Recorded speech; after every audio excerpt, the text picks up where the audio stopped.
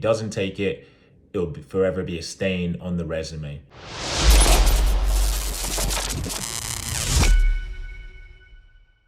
What's good, guys? We're here to recap the return of the GOAT, which took place last Sunday morning or last Saturday night if you're in the United States, and that took place at UFC 309. Of course, I'm talking about the return of Jon Jones, who defended his heavyweight title against Stipe Miocic at Madison Square Garden. And he did so in emphatic fashion. Of course, he stopped Stipe Miocic in the third round with a sensational spinning back kick to the body, which crumpled Miocic. And the follow-up strikes were academic, in my opinion. He could have left him, and then the fight would have been off. Herb Dean would have raved it off. But he went in for the kill, as he is an apex predator, and got the job done. Now, attention's turning to what's next for Jon, and I think we all know what we want to see next for Jon. That, of course, is a unification bout against interim heavyweight champion Tom Aspinall, who was cage side for the fight. Now, Jon has done his best to dismiss Tom, who he's branded the interim champion a multitude of times, but I think the fans have turned on him now. They turned on him during fight week. They called him a duck, something that he's lent into since changing his Instagram handle to a duck. And I think that is slowly but surely getting to him, even though he's not letting that on and pursuing a multi-million-pound fight with Alex Pereira. It's a risk fighting Tom Aspinall. It really is. I'm not gonna lie. It's a risk to his legacy, but I think it's one that he has to take. If he doesn't take it, it'll forever be a stain on the resume, especially how good he's looked at heavyweight.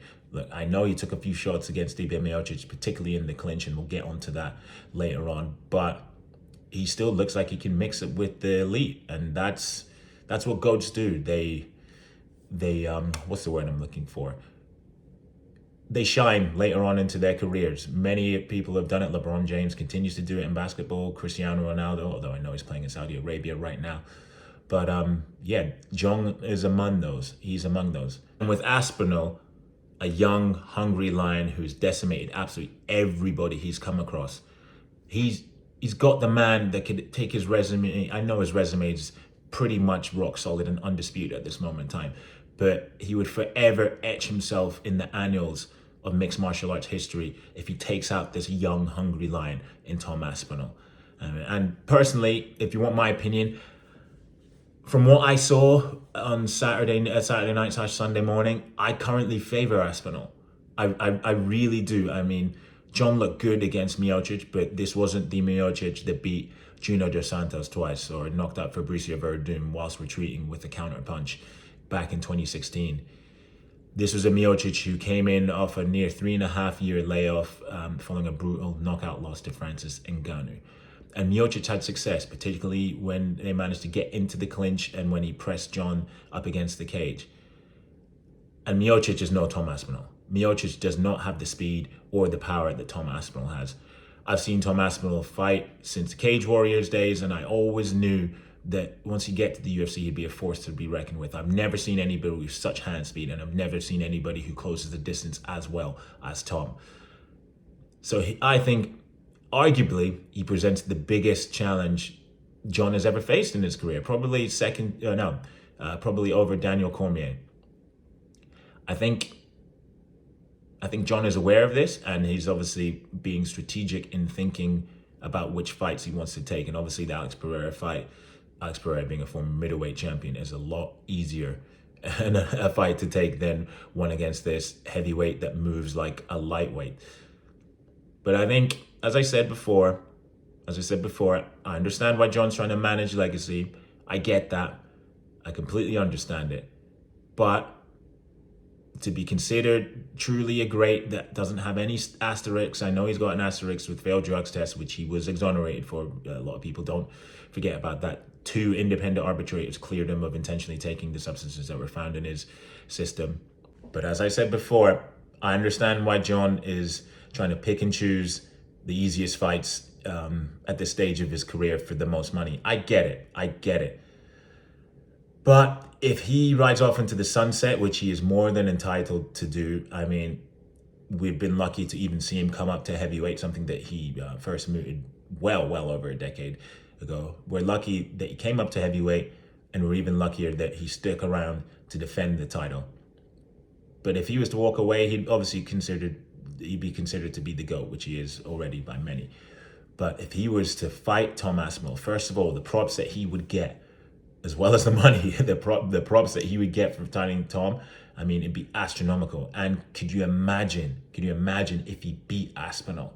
I mean, Aspinall is showing at this juncture, he's showing that he could potentially go on to be the greatest heavyweight of all time. I mean, well, he's already got one title defense. I know it's technically an interim title defense, but he's essentially already cleaned out the division, with the exception of a few guys.